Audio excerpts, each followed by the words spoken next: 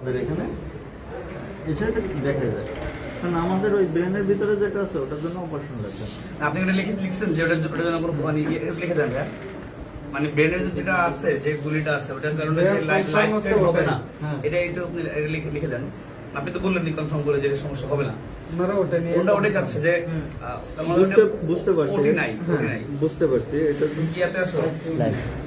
আচ্ছা আমরা একটু মানে কথা বলেন সবাই একটু, হ্যাঁ আমরা এখানে আসছি, কিন্তু এখানে আসছি কখন? আপনি কাজটা করেন।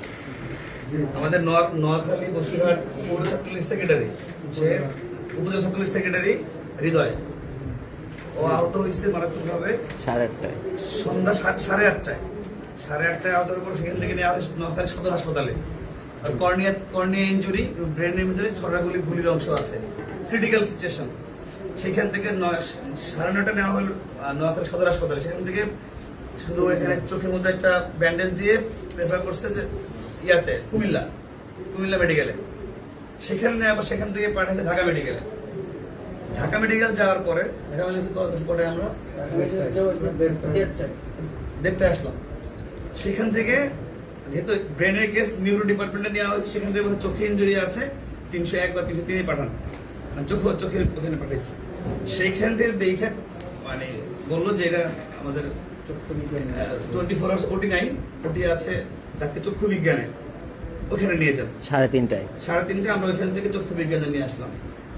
চক্ষু বিজ্ঞানে বললো যে আমাদের এখানে আইসিইউ নাই, কোনো ক্রিটিক্যাল কিছু হলে আমরা কিছু করতে পারবো না, ওইখান থেকে আপনারা নিউরোতে নিয়ে যান। নিউরোতে পূর্ণাঙ্গ নিউরো সায়েন্স, আমরা এখন নিউরোতে আছি, নিউরো সায়েন্সে আছি।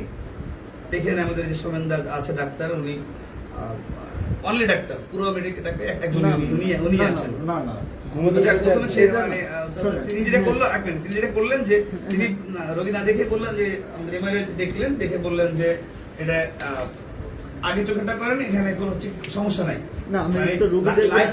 লাইফ থ্রেট হবে না, এটা লিখিত চাইছে, লিখিত দেয় না সে, মানে আপনি লিখিত দিচ্ছেন যে লাইফ থ্রেট হবে না, লিখে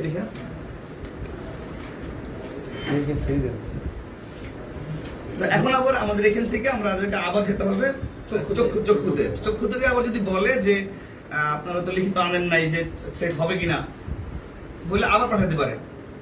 তো মূল কথা হচ্ছে যে মানে এটা আমরা এখানে প্রায় 22-23 জন, এই যে নোয়াখালী জেলা ছাত্রলীগের সভাপতি আরমান আছে, কেন্দ্রীয় ছাত্রলীগের নেতারা আছে সবাই। তো প্রত্যেকটা মানুষ আজকে 9-10 ঘন্টা ধরে ঘুরতেছি পুরো ঢাকার এখানে, একটা ট্যাবলেট বলতে ছেলেটা পায় নাই, আমাদের ছেলেটা মারা যায়, এটা দায়ভার কে নেবে? আমি আবারও ওদিনই বলছিলাম যে স্বাস্থ্যমন্ত্রী মহোদয়ের ছেলে যদি আজকে চোখে মানে গুলি লাগতো, যদি আজকে আপনার ডিজি হেলথ যে আমাদের, আমি তাকে ফোন করছিলাম, সে ফোন ধরে নাই, সকাল 6টা থেকে দিয়ে ফোন করলাম, তার ছেলে হইতো, তাহলে কিন্তু রাইট নাও ওটি হইতো কিনা? সে বলতে, আপনারা বলতেছেন যে এখন ইমার্জেন্সি কেস হইলেও ওটি হইতে হবে না, কারণ সিনিয়র ডাক্তার নাই, সিনিয়র ডাক্তার আসবে 2 ঘন্টা পরে বা 3 ঘন্টা পরে, তখন ওটি করা যায়। তারা বলতেছে সিদ্ধান্ত নিবে, অর্থাৎ এই রোগীটা ভালো আছে না খারাপ আছে সেই সিদ্ধান্ত নেওয়ার মতো লোক এই নিউরোসার্জন হাসপাতালে নাই। আমরা আসছি ইন দা মিন টাইম, আপনার 20 জন রোগী আসছে, প্রত্যেককে ডাক্তার সাহেব না উঠে এখান থেকে এই যে সিট খালি নাই, দুঃখিত সিট খালি নাই, এইটা মাইরা ধাম করে 20টা রোগী পাঠাই দিছে। ওই ডাক্তার কে আবার ঘুমোতে উঠে চলে গেল, দুঃখিত বিছানা খালি নাই, এইটা মারছে কয়টা? ডাক্তার কে আবার ঘুমোতে উঠে গেছে, 20টা মারছে, ধাম করে খালি মারে, আর কোনো সিট খালি ঘুমোতে উঠে গেছে। আমার কথা হচ্ছে এই যে আমাদের দেশের চিকিৎসা ব্যবস্থা আপনারা দেখেন, মানে এটা দায় কে নেবে? এই মেটালটা কে বের করবে? হ্যাঁ, ওর যে মাথার মধ্যে যে ব্রেনের মধ্যে যে মেটালটা আছে বের করা লাগবে না বাবা, ও বের করা লাগবে না, আপনি সেটা লিখে দেন, আপনি লিখে দেন যে এই মেটালটা মানে ব্রেনের মধ্যে, ব্রেনের অপারেশন করার মতো কোনো ডাক্তার বাংলাদেশে নাই। This is the harsh reality, যে আমাদের ডাক্তারদের সেই মুরুদ নাই, তারা যে মানে আমরা আসছি নিউরোতে চিকিৎসা নাই,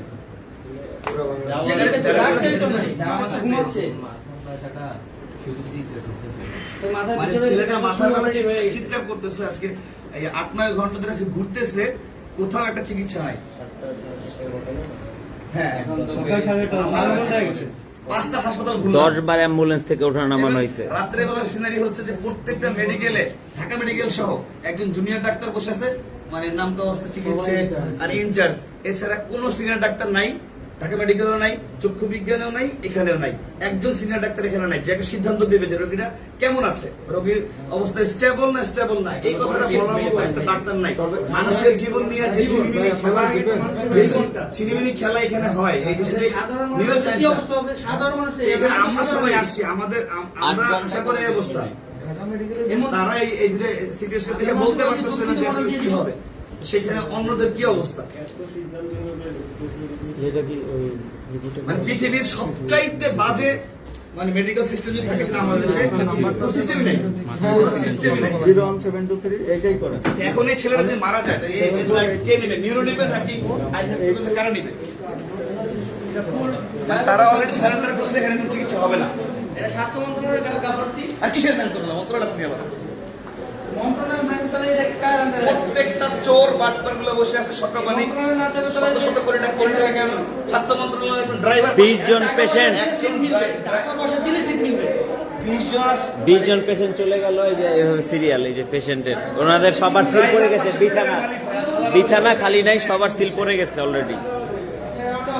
যত রোগী আসে, কোন রোগীর জন্য কোনো চিকিৎসা এখানে নাই। এই ডাক্তার কারা, এই হাসপাতাল কারা চালায়? পুরো হাসপাতালে একজন সিনিয়র ডাক্তার নেই। ওনার সিট দিতে হবে, ওনার সিট দিচ্ছে না, ওনার নাম্বার দিচ্ছে না, ওনার সিট দিবে। এই পেশেন্টের যে অবস্থা উনি তো লিখছে না, রিটার্ন লিখছে দিবে। এই আপনি আপনি কি আপনি কি বলতে ইনচার্জ? আপনি করছেন না? আচ্ছা, এখান থেকে পাঠাইছে আপনাকে রেফার করে আপনার নিয়মিতে আপনাকে লিখে দিবেন না, সেটা আপনি তাকে দিবেন না। আচ্ছা, লিখে তো লিখে আপনি সিল দেন। সবাই সিল দিয়ে দিচ্ছে না। উনি আছে, ওনার সিল দিচ্ছে না। শুনেন, আমার সিদ্ধান্ত নাই,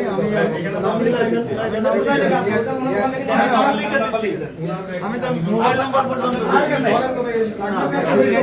আচ্ছা, এখানে উনি ডাক্তার আছেন দায়িত্বে, এক মিনিট, ইমার্জেন্সি ডাক্তার। না, ব্যক্তিগত সিল তো এখানে থাকে না রে বাবা। তা আপনি একজন দিবেন, আপনি দায়িত্ব নেবেন না। এখন এর মানে হচ্ছে যে এখান থেকে আপনি যা বলে দিলেন, লিখে দিলেন, সেটার কারণে যদি কোনো ক্ষয়ক্ষতি হয়, দায়ভার নিবে না। এই টাইম কিল হয়ে যাচ্ছে, আপনি সিল দেন। আপনি সিল দিয়ে তাদের ই করে দেন, আমাদের পেশেন্ট নিয়ে চলে যেতে হবে। এখন পেশেন্ট নিয়ে কই যাবা? এই তো 2 ঘন্টা সময় লাগে। পেশেন্ট নিয়ে কি গণভবন যাবা? গণভবন যাবা? আমার কাছে তো নিয়ে যাওয়া উচিত। এখন তো গণভবন নিয়ে যেতে হবে যে আপা আপনার দেশে চিকিৎসা নাই, আপনি চিকিৎসা ব্যবস্থা করেন। সৌমেন সরকার। সুমন সরকার আপনি আমি শুধু আপনাকে এটা বলতে চাই, যদি আপনার এখানে ডিরেক্টরের ছেলে হইতো তাহলে আপনার কি করতেন বলেন? এখন রাইট নাও আপনার ডিরেক্টরের ছেলের চোখে গুলি লাগছে, আপনারা তখন কি করতেন? ইমার্জেন্সি ওটি করতেন, আপনার ছোট ভাই, আপন ছোট ভাই। আর সেটা বাদ দাও, আপনার এখানে সিনিয়র ডাক্তার অন কল আসে না? অন কল আপনি একটা ডাক্তার আনতে পারেন না।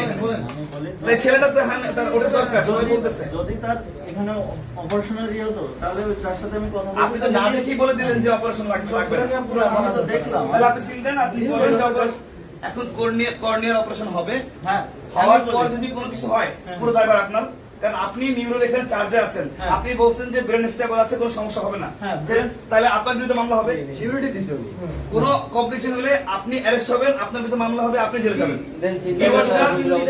অ্যাক্টিং ডাক্তার হিয়ার, আপনার এটা গভর্নমেন্ট। আপনি সিল করে আপনি এনআরতে গিয়ে তাহলে আমার সঙ্গে একটু কথা বলুন। উনি ওনার সিল আমি আপনাকে সিলটা আর ঢাকা মেডিকেলের এই যে বাইঞ্চ যেগুলো একটা ডাইরেক্ট করে এখানে বানাই দিছে, ঘুরে এইভাবে ঘুরাবে, ওরা তো এইভাবে ঘুরাতে চায়। এইভাবে ঘুরতে ঘুরতে চলে যাও। এর মেডিকেলে করে মেডিকেল করতে মানুষ সব ডাক্তার হইছে বড় হলো ফ্রড, মেন দালাল আছে সিন্ডিকেট করা। ওরা মেন সিন্ডিকেট। আপনার নাম্বার দেন। আপনারা আপনার নাম সৌমেন না? এখানে যারা দেখতেছে, যারা এখানে আছেন অনলাইনে বা যারা এখানে দেখতেছে, পুরো মেডিকেলে একজন মাত্র জুনিয়র ডাক্তার সে আছে, যত রোগী আসছে সবাই ফেলে দিছে। ইন্টারনে কিনা আপনি কি ইন্টার্ন ডাক্তার? ইন্টার্ন আমার এখানে কি ইন্টারনেট শুনেন, আমার ফরিদ ভাইকে জিজ্ঞেস করুন। আপনি কি আরে ভাই এখন কোন ফরিদ ভাই কি জিজ্ঞেস করব? পেশেন্টের অবস্থা দেখতে হবে না আপনার? আমি তো বলতেছি, আমি ফরিদ ভাইকে কেন জিজ্ঞেস করব? আপনি সেটা বলেন, আপনি সিল দেন। এই যে ফাঁকা করো, যাও পেশেন্টের কাছে যাও, আমরা দ্রুত মুভ করতে হবে এদিকে। সেটা হতো এখানে কি লিখছে দেখি? এই যে ডাক্তারের সিল যে এখানে এখানে কেন এখানে চক্ষু বিজ্ঞানে লিখছে দেখি আমার কাছে দাও চক্ষু বিজ্ঞান থেকে লিখছে টাচ করো চক্ষু বিজ্ঞান থেকে কিছু 1 ঘন্টা আগে লিখছে patient needs urgent neurosurgical management followed by repair of কি লিখছে এটা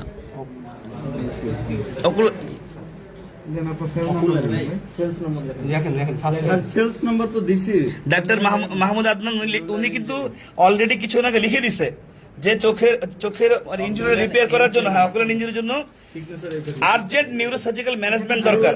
আচ্ছা ভাইয়া আপনার এই যে ডাক্তার লিখে দিছে যে আর্জেন্ট নিউরোসার্জিক্যাল ম্যানেজমেন্ট নিডেড এইটা হ্যাঁ এখানে আপনি লিখে দেন যে নো নিড লিখে দেন না এটা না কেন লিখবেন না আপনার কোন ডাক্তার লিখছে না আপনি ডাক্তার না আপনি লিখে দেন না এটা লাগবে না আপনি লিখে দেন উনি লিখে দিয়েছে এই যে লিখে দিছি patient is sent to the NIO for আচ্ছা এই জাপানি এখানে কি হয়ে গেছে ওদিকে? Send the patient in needs for further evaluation patient life is not endangered due to bullet injury on brain ব্রেনের যেটা আছে এটার জন্য কোনো ইয়ে হবে না এরপরে আর কি স্পষ্ট চান বলেন আচ্ছা তাহলে ভাই যার Either- পেশেন্টের এই অবস্থা সে শুনেন।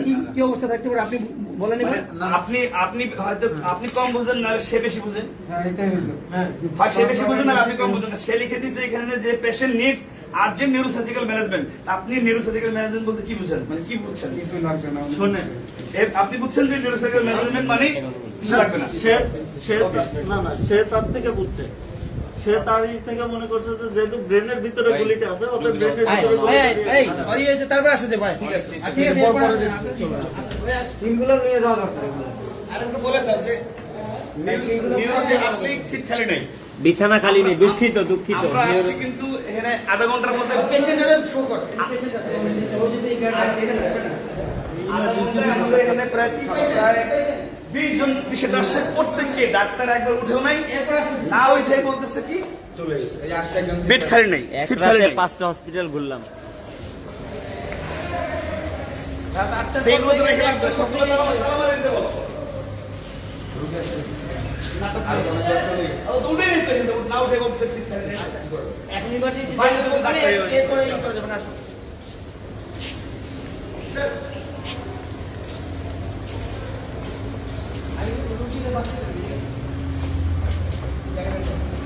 এই দেশে জন্ম নেওয়া সবচেয়ে বড় পাপ